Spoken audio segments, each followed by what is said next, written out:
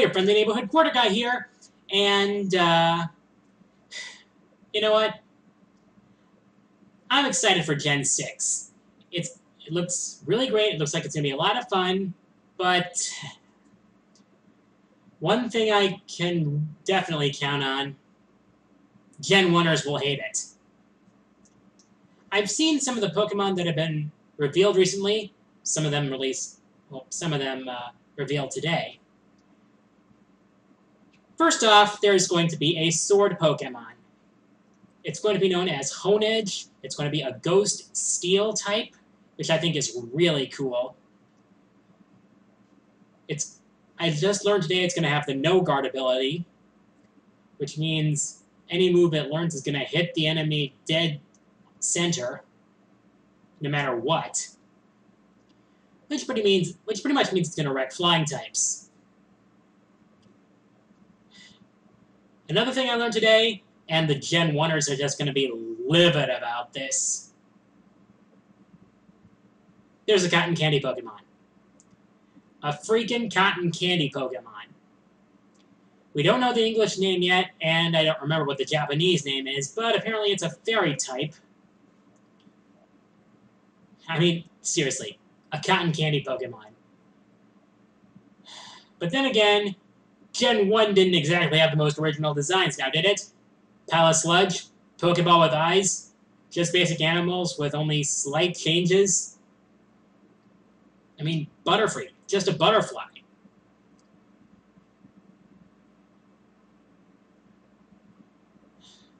Anyway,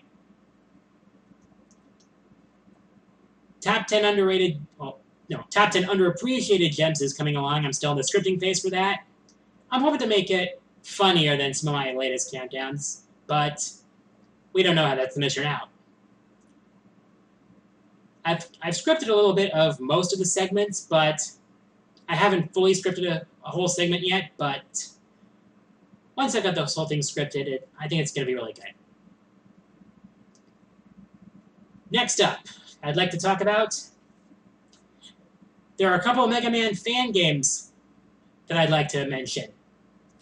First up is Mega Man Revolution. It's currently out now. It allows you to play as both Mega Man and Bass with 8 new Robot Masters and a lot of stuff to find. I'll have a link in the description below, since I can't have external annotation links right now. However, there's another one on the way called Mega Man Unlimited. It's being made by, YouTuber MegaPhilX. I'm also going to have a link in the description below. It looks really good. And he's been hyping this up to quite some extent. And unless Capcom, by some miracle, announces a new Mega Man game sometime between now and the end of the year, it looks like fan games are the best we're going to get for now.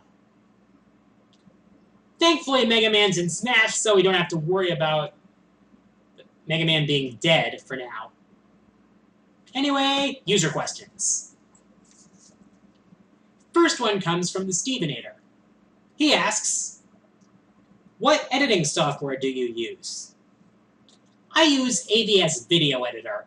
I know you can't do quite as much with it as some of the stuff like Vegas or Adobe Premiere, but for me, it gets the job done. I can actually do quite a bit with it, just not as much as some of the higher-up programs. Though, if someone were to give... Eventually, I hope to move up to Vegas or Premiere, because those are definitely better. Next question comes from Eris6037. He asks, what do you think of the new Pokemon games X and Y? I am really excited for them. I've seen some of the mechanics. They look awesome. Sky battles look like they're a lot of fun. The Horde battles look interesting. And I've seen like a bunch of new Pokemon. They look really cool. The Panda's got an evolution that's dark and fighting, which I can't seem to recall being done before. But it looks really cool. The mascot legendary for Pokemon X, Xerneas, we now know it's a fairy type and has a move called Geo Control. Yveltal has a dark and flying type, making it the first first dark type mascot legendary. And it has a move that I believe is called Deathwing. Ooh, ominous. So yeah, I'm excited for Gen 6. Of course. Next one comes from the one-winged angel himself, Maverick Hunter 075. He asks, have you played Project Cross Zone? No, I haven't, but I would like to play the demo because it looks like a lot of fun from what I've seen of it. But I can't really make a decision on the game unless I've played it. And I have not yet, but I should really try the demo. Final question comes from 227, some guy. He asks, what are your thoughts on the Kickstarter indie RPG Soul Saga? It actually looks really cool. It has sort of that old school charm to it.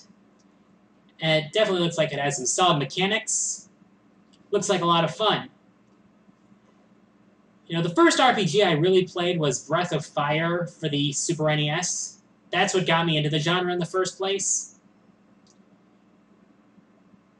But it looks like Soul Saga is looking to return to the roots of that, and it definitely looks like it's going to be more fun than some of the RPGs we've been getting nowadays. Final Fantasy 13, anyone?